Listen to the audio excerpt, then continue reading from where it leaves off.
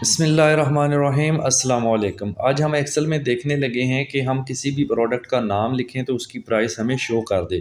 तो मैंने कुछ प्रोडक्ट्स नेम जैसे मैंने कंप्यूटर के कुछ चीज़ें लिखी हैं और उनके आगे उनकी प्राइस है, तो हम उनकी यहाँ पर किसी भी प्रोडक्ट का नाम लिखेंगे तो उसकी प्राइस यहाँ पर आ जाएगी। तो कैसे करेंगे? इसके लिए सबसे पहले तो आपने अपनी जो है वो डाटा को सिलेक्शन बना लेनी है। सबसे पहले ये सारा डाटा इस तरह सेलेक्ट कर लें। ऊपर टैब है फार्मूला का, यहाँ पर आपने जाना है। उसके बाद आपने जाना है क्रिएट फ्रॉम सिलेक्शन, यहाँ पर इसको क्लिक कर दें। नाउ यहाँ पर लेफ़्ट कॉलम रखना है, ऑलरेडी मौजूद है, जस्ट ओके कर दें। ठीक है। नाउ ओके करने के बाद अब आप यहाँ पर देखें स्क्रीन पर, तो कहीं भी हम किसी प्रोडक्ट का अगर नाम लिखें, हाँ लेकिन ये याद रहे कि आपने इक्वल लगाना है। इक्वल लगाएं, मैं लिखता हूँ जैसे माउस और एंटर करता हूँ, तो आप देखें उसकी प्राइस यहाँ पर आ गई है। यहाँ से वेरीफाई भी कर सकते हैं 138। ठीक है।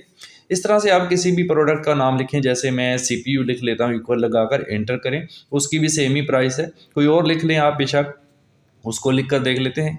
ठीक है, यहाँ पर इक्वल लगा लेते हैं और उसके बाद लैपटॉप लिख लेते हैं, तो एंटर करते हैं यहाँ पर, तो 179। तो इस तरह से ये कमांड काम करती है। वीडियो अच्छी लगे तो लाइक और शेयर कर दें। Thank you so much.